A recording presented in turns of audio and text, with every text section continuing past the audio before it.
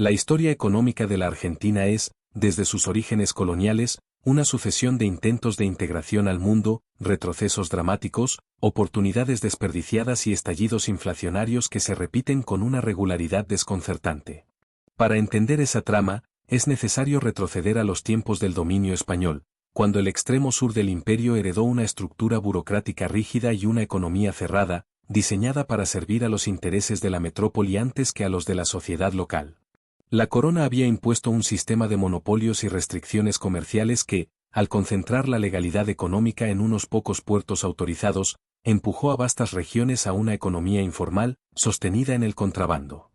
Buenos Aires, lejos del eje minero del Alto Perú, se convirtió en una puerta clandestina hacia el Atlántico, donde los comerciantes ingleses, portugueses y franceses encontraban un mercado ansioso por bienes que la legislación colonial prohibía importar.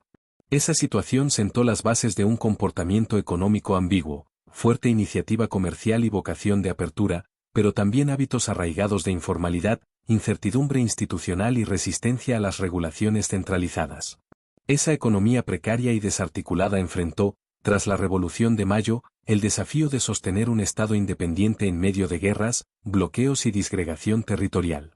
Las Provincias Unidas no tenían una estructura fiscal capaz de financiar los conflictos ni una política monetaria coordinada. Las provincias emitían sus propios billetes y la inflación se convirtió rápidamente en un elemento perturbador de la vida económica.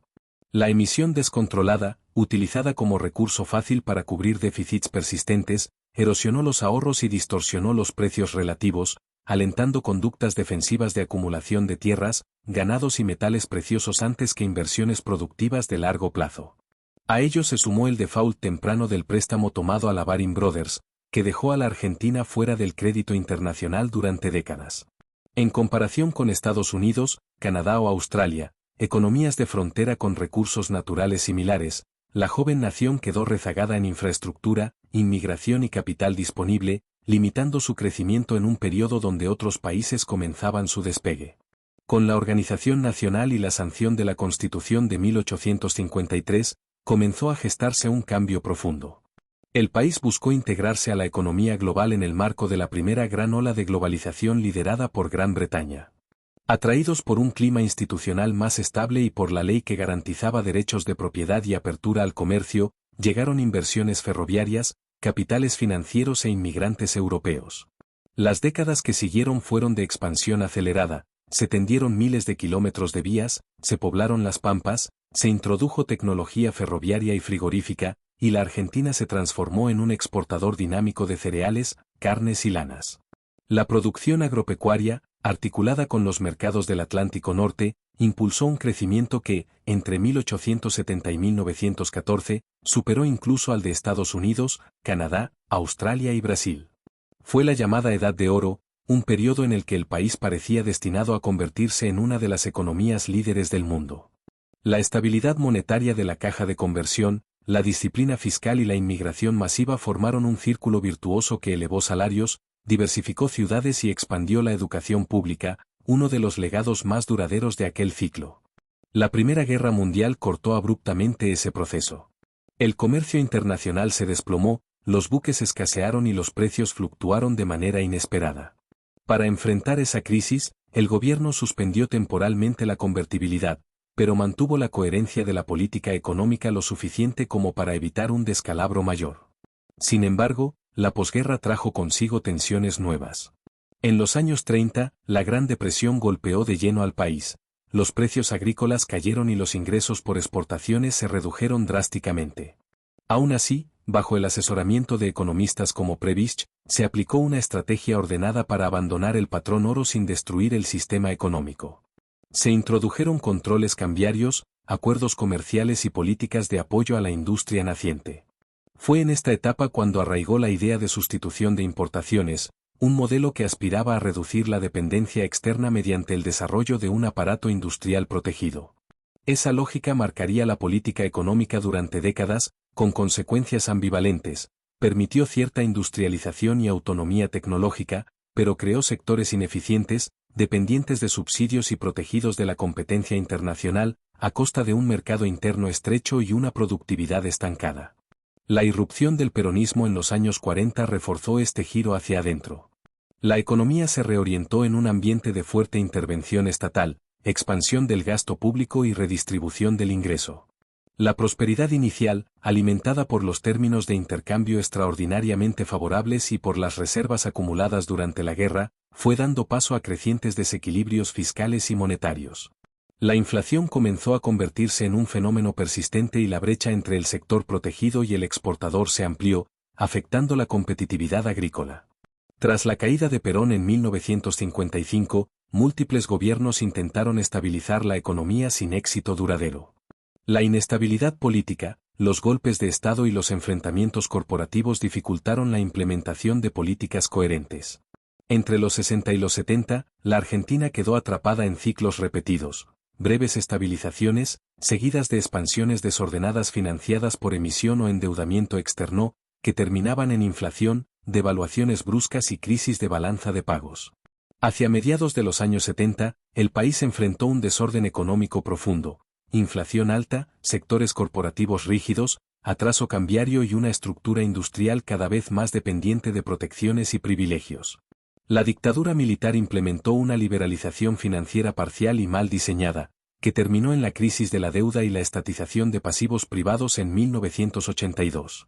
Al recuperar la democracia, el gobierno de Alfonsín heredó una economía desbordada, con déficit crónicos, inflación creciente y un aparato productivo deteriorado. Los intentos de estabilización, como el Plan Austral, lograron mejoras temporarias, pero sin disciplina fiscal ni consenso político, la inflación volvió con fuerza, alimentada por expectativas desancladas y por una estructura estatal que gastaba sistemáticamente más de lo que recaudaba. En 1989, la hiperinflación estalló, los precios subían a una velocidad sin precedentes y la moneda perdía su función de reserva de valor, generando un clima social de angustia y parálisis económica. Ese episodio marcó el agotamiento definitivo del viejo modelo de sustitución de importaciones. El cambio político que llevó a Carlos Menem al poder coincidió con un giro ideológico en toda América Latina, influido por el fracaso del estatismo, de la inflación crónica y de los controles excesivos. Las reformas de los años 90 se inscribieron en ese nuevo consenso: disciplina fiscal, privatizaciones, desregulación, apertura comercial y un intento radical de estabilización monetaria. El Plan de Convertibilidad de 1991, impulsado por Domingo Cavallo, estableció una relación fija entre el peso y el dólar y prohibió la emisión monetaria sin respaldo. La inflación cayó drásticamente y el país recuperó la confianza interna y externa. Las privatizaciones modernizaron sectores atrasados y reemplazaron subsidios perpetuos por inversiones reales. El crecimiento se reactivó y la productividad aumentó en diversas áreas. La integración al mundo se convirtió en un eje central: inversiones extranjeras, tratados de libre comercio, expansión del Mercosur y fortaleza en exportaciones manufactureras y de servicios. Sin embargo, estos logros convivieron con resistencias políticas, conflictos sindicales y limitaciones estructurales. La presión fiscal de las provincias, el endeudamiento externo creciente y la falta de consenso político para reformas adicionales generaron tensiones en la segunda mitad de la década. Tras la crisis asiática, rusa y brasileña, la economía argentina sufrió una serie de shocks externos que la dejaron vulnerable. Las exportaciones perdieron competitividad, el crédito se volvió escaso y la carga de la deuda se volvió cada vez más pesada. El gobierno de la Rúa, enfrentando recesión y presiones internas, no logró sostener la cohesión política necesaria para superar la crisis. El colapso llegó entre 2001 y 2002, default de la deuda, corrida bancaria, congelamiento de depósitos y un estallido social sin precedentes. La salida institucional fue caótica y la continuidad de la convertibilidad, sostenida inicialmente, fue abandonada por el nuevo presidente Eduardo Duhalde. La pesificación compulsiva, la devaluación brusca y el default interno destruyeron contratos, violaron derechos de propiedad y sumieron al país en una depresión profunda. El desempleo y la pobreza se dispararon. La recuperación posterior, bajo las presidencias de Néstor y Cristina Kirchner, coincidió con un contexto internacional excepcional: el boom de las commodities impulsado por la demanda de China y otros países emergentes. Ese viento de cola permitió al país crecer a altas tasas durante varios años. Pero, lejos de consolidar un orden macroeconómico estable, el gobierno aplicó políticas crecientemente intervencionistas, controles de precios, restricciones cambiarias, estatización de fondos, aumento masivo del gasto público, manipulación del INDEC y deterioro de las instituciones. La inflación reapareció como un problema central, a pesar de las cifras oficiales distorsionadas. El superávit fiscal se evaporó y la economía volvió a mostrar cuellos de botella, falta de inversión energética, caída de exportaciones en comparación con los años 90, pérdida de competitividad y fuga de capitales. La estrategia de sustitución de importaciones resurgió de manera improvisada y forzosa, generando ineficiencias y proteccionismos que recordaban etapas previas. El país, una vez más, se aisló progresivamente de los mercados globales y acumuló desequilibrios que sentaron las bases de una nueva etapa de estancamiento. El libro concluye retomando las enseñanzas de 200 años de historia económica argentina. Una de las más claras es la importancia de la integración con el mundo y de evitar las restricciones autoimpuestas al comercio y a los flujos de capital. Cada vez que la economía argentina se abrió al intercambio internacional, durante la primera globalización y en los años 90, su crecimiento fue notable. Cada vez que se cerró, prevalecieron el estancamiento y el retroceso. Otra lección permanente es la necesidad de disciplina fiscal. Desde el virreinato hasta la actualidad, el déficit crónico ha sido un rasgo persistente, financiado sucesivamente con emisión inflacionaria, endeudamiento desordenado o default. Esa incapacidad de alinear ingresos y gastos destruyó monedas, erosionó instituciones y generó conflictos distributivos que terminaron por minar cualquier intento de estabilidad duradera. También surge una reflexión sobre el sistema monetario. No es posible sostener una economía sana con una moneda que no funciona como reserva de valor.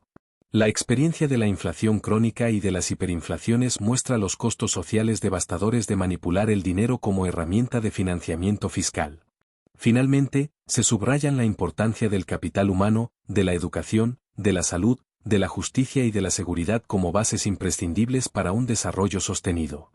Los periodos de mayor progreso en la Argentina coincidieron con fuertes inversiones en bienes públicos, mientras que los retrocesos ocurrieron cuando se los descuidó en favor de intervenciones estatales que distorsionaban mercados sin resolver los problemas de fondo. La historia económica argentina, en su complejidad y dramatismo, deja una advertencia clara: no existen atajos duraderos. La estabilidad, la apertura, la institucionalidad y la disciplina fiscal son condiciones necesarias para que el país pueda finalmente superar el ciclo centenario de auge, crisis y estancamiento, y recuperar la senda de crecimiento sostenido que alguna vez supo transitar con éxito.